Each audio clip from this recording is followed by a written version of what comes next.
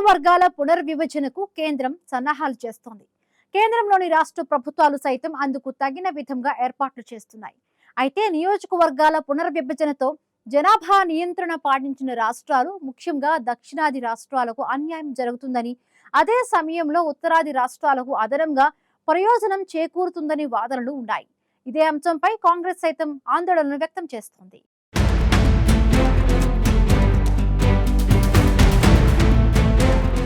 దేశంలో నియోజకవర్గాల పునర్విభజనకు కేంద్రంలోని మోదీ సర్కార్ సన్నాహాలు చేస్తుంది. రాష్ట్ర ప్రభుత్వాలు కూడా అందుకు తగ్గట్లు ఏర్పాట్లు చేస్తున్నాయి. ప్రజాస్వామ్య పరిణామ క్రమంలో మార్పు మంచిదే, కానీ జనాభా అవసరాలకు తగిన పాలనాపరమైన సవరణలు కూడా తప్పనిసరి. అందుకే పార్లమెంట్, అసెంబ్లీ స్థానాలను 50% పెంచాలని కేంద్ర ప్రభుత్వం అంటోంది. అయితే కేంద్రం తీసుకున్న ఈ నిర్ణయంతో నష్టాలు లేవన్న వాదనపై భిన్నాభిప్రాయాలు వ్యక్తమవుతున్నాయి.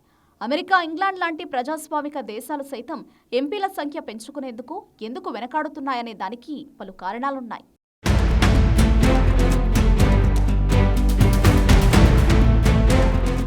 దేశంలో నియోజకవర్గాల పునర్విభజన చేయడం ద్వారా పలు రాష్ట్రాలు తమకు అన్యాయం జరుగుతాయని ఆందోళనలు వ్యక్తం చేస్తున్నాయి.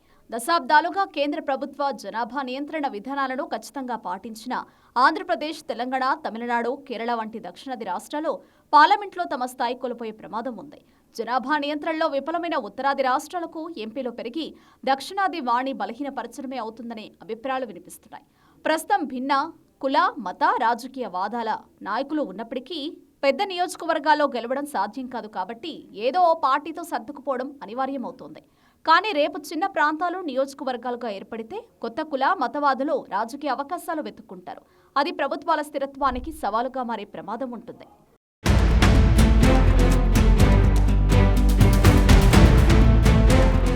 నియోజకవర్గాల పునర్విభజన ఇప్పటికే అధిక ఎంపీలు ఉన్న రాష్ట్రాలకు మరింత లాభిస్తుందని, జనాభా నియంత్రణ పాటించి ఇప్పటికే తక్కువ ఎంపీలు ఉన్న రాష్ట్రాలకు మరింత అన్యాయం జరుగుతుందనే వాదనలు ఉన్నాయి. ఉదాహరణకు 80 ఎంపీ స్థానాలు ఉన్న యూపీకి 40 ఎంపీలు ఉన్న తమిళనాడుకు మధ్య ఉన్న ఎంపీల అంతరం మరింత పెరుగుతుంది.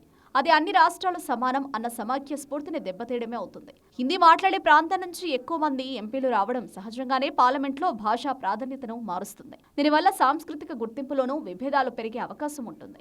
సంఖ్యాపరంగా తక్కువ, పైగా భాషా ప్రాతిపదికగా ఏర్పడ్డ దక్షిణాది రాష్ట్రాలకు అంతటి ఐక్యత ప్రదర్శన కష్టమవుతుంది. పెద్ద సభలు తరచుగా ఎక్కువ గందరగోళానికి, సభ్యులకు మాట్లాడే సమయం తగ్గడానికి, చట్టాల నిశ్చిత పరిశీలనకు అవకాశం తగ్గుతుంది. సుమారు 1000 మంది సభ్యుల పార్లమెంటు నిర్వహణ కష్టమే అవుతుంది.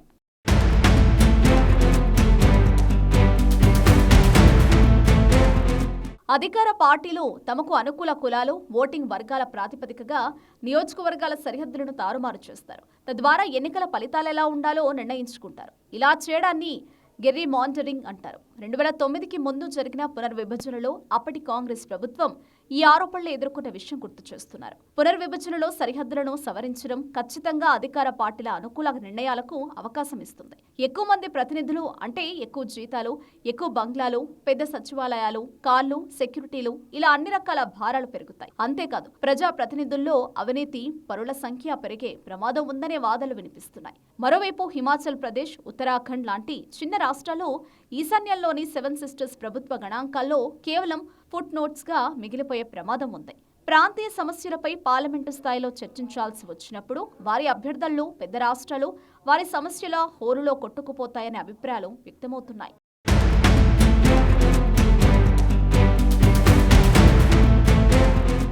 లోక్సభ నియోజకవర్గాల పునర్విభజన ప్రక్రియపై దక్షిణాది కాంగ్రెస్ నేతలు తీవ్ర అభ్యంతరం వ్యక్తం చేస్తున్నారు. లోక్సభ సీట్ల పెంపు నేపథ్యంలో దక్షిణాది రాష్ట్రాలు రాజకీయంగా వెనుకబడే ప్రమాదం ఉందని కాంగ్రెస్ నేతలు ఆందోళన వ్యక్తం చేస్తున్నారు. లోక్సభలో ప్రస్తుతం 543 సీట్లు ఉండగా కేంద్ర ప్రభుత్వం సీట్ల సంఖ్యను దాదాపు 50% పెంచాలని చూస్తోంది. దీంతో 543 లోక్సభ స్థానాలు 816కు పెరిగే అవకాశం ఉంది. రిజర్వేషన్ కోటా కింద ఇందులో 273 సీట్లను మహిళలకు రిజర్వ్ అవుతాయి. అయితే ఈ సీట్ల పెంపు ప్రక్రియలో అసలు సమస్య ఎక్కడుందంటే సీట్ల పునర్విభజన కోసం ఎంచుకున్న ప్రమాణాలే అని కాంగ్రెస్ నేతలు చెబుతున్నారు. 2011 జనగణన ఆధారంగా సీట్లను పంచితే అధిక జనాభా ఉన్న ఉత్తర రాష్ట్రాలకు పెద్ద ఎత్తున అదనపు సీట్లు లభిస్తాయని మాణిక్యం ఠాగూర్ అభిప్రాయపడ్డారు. జనాభా ప్రాతిపదికన సీట్లు కేటాయిస్తే నియంత్రణ పాటించిన రాష్ట్రాలకు అన్యాయం జరుగుతుందనో ఈ మేరకు తన సోషల్ మీడియా పోస్టులో మాణిక్యం ఠాగూర్ లెక్కలతో సహా వివరించారు. మరి నియోజకవర్గాల పునర్విభజన ప్రక్రియ ద్వారా ఏ రాష్ట్రానికి అన్యాయం జరగకుండా కేంద్రం ఏ విధంగా చేపడుతుందనేది ఆసక్తిని రేకెత్తిస్తుంది.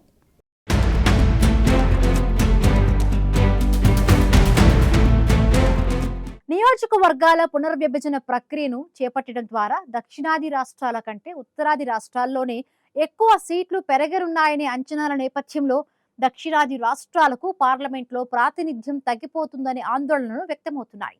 ఈ నేపథ్యంలో కేంద్రం ఈ తరహా సమస్య తలెత్తకుండా ఎలాంటి జాగ్రత్తలు తీసుకుంటుందనేది ఆసక్తికరంగా మారింది.